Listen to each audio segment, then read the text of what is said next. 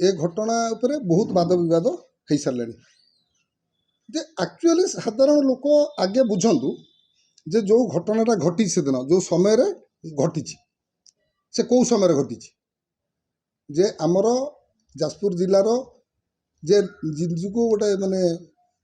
नेता बोलिक भावुं से कहते जे बिरजा प्रकल्प को बीजेपी विरोध करुच्ची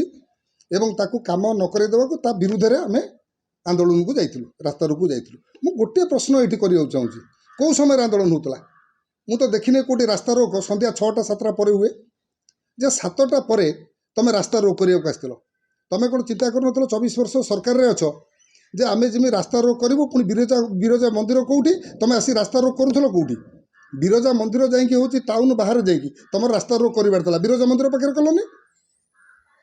जाजपुर बिंझारपुर रास्ता को बंद कलनी से भी लोक जानी था सरकार पाखे खबर पहुँचा तुम आसिल कौटी ना जाजपुर टाउन पारी गोटा पूरा सुचिंत भाव में यहाँ करने तुम आइल बुढ़ा नईकती तो मत लगुच ये योजनाटा जे ये रास्ता रोक नुह कि बिरजा मंदिर नुह कहीं बिरजा मंदिर सांगे हाटर किसी संपर्क नहीं से कथा सी निजे स्वीकार कर सारे तेणुक एटा धर्मशाला विधायक को सेठी रास्तार अटकई सांगे हैंडलिंग करवा एवं जो जिनस विधायक बर्तमान कर जो कार्यक्रम हाथ को सब नहीं आम धर्मशाला विधायक हिमांशु भाई नहीं जे एठी जो मैंने सब खणी खादान चोरी सब होता जमीक खाली धर्मशाला नुह जाजपुर जिलार जोड़ जोड़ सब चोरी होता ताकू बंद करने माफिया को बंद करवा जो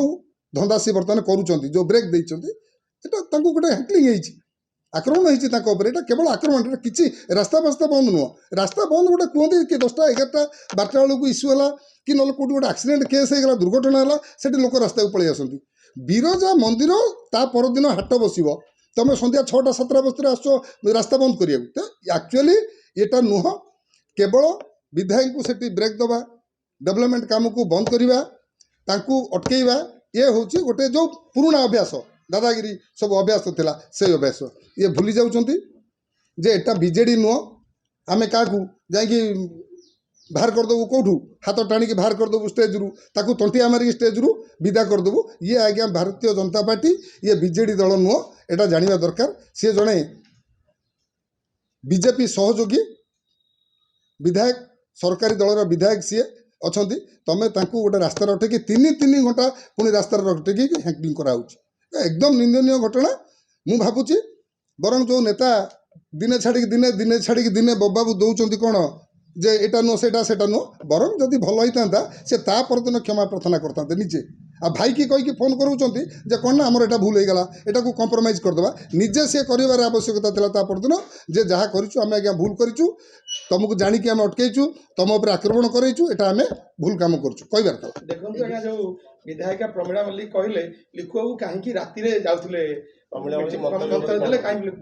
देखो आज्ञा एटा कौन डाली कथा तुम घर भाई की देदेव दिन 9टार दस्खत करदेव राति 10टार दस्खत करदेव तक भाई की जमी डाली दस्खत करदे एटा ओडिशा सारा हुलस्थुल है छुआ डाली खाईगले तुम घर भाई की देदेव दिन भोर चाहे दस्खत करदेमी दिन 11टा चाहे दस्खत गोटे विधायक सी पाखे जिते समय अच्छे अफसर जी कथा संध्या 6टार जाऊँ अफसर सागर कथा से कौन प्रमीला मैंने मैडम ये कर दिखती सब जगह सका 8टार उठिकी क्या भोर 5टार उठिकी 12टा भितर काम सारी दिखती से आउ गोटे अभियोग आनिछन जे बीजेपी सरकार आसला पर आईन श्रृंखला परिस्थिति बिगड़ी जाई 6 मास भितर बिगड़ीगला सब 24 वर्ष इतिहास भूली जाऊँ बिंजारपुर इतिहास आपण पाखे ना मो पाखे ना मैंने सब तलू उपर पर्यटन बाली डाली आरंभ करके कौ जिन सी ना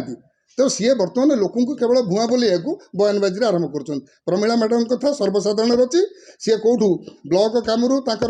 एठू डीलर कतरू आरंभ करके ऊपर पर्यटन चांदा लबा लोक सी कौन कह आम चांदा नौलु 24 वर्ष चांदा नौ से निजे कहते 29 वर्षर विधायिका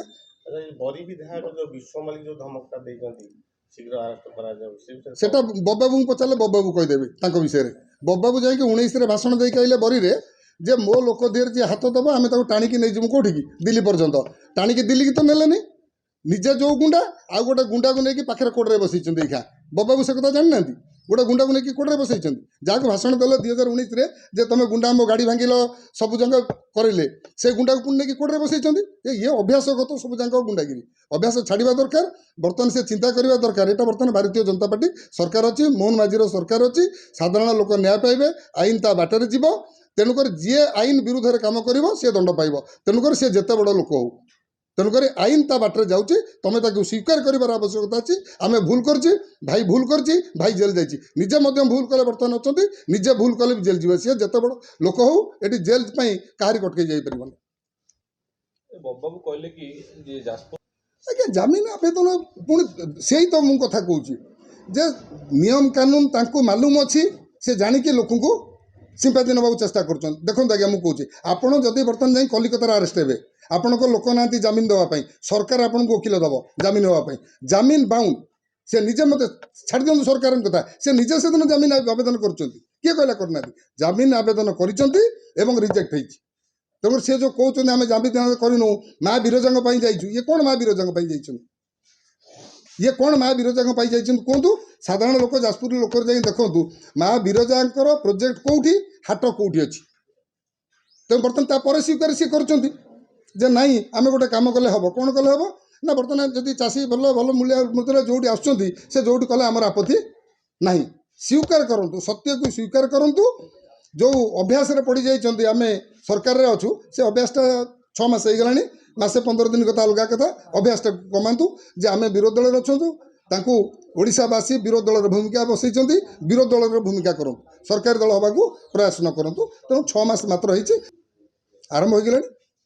ସମୟକୁ ଅପେକ୍ଷା କରିବାକୁ କହିଛନ୍ତି।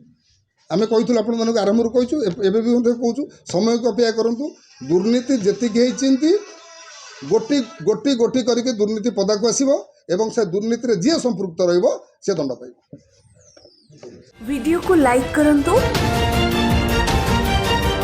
आम चैनल को सब्सक्राइब करंतु,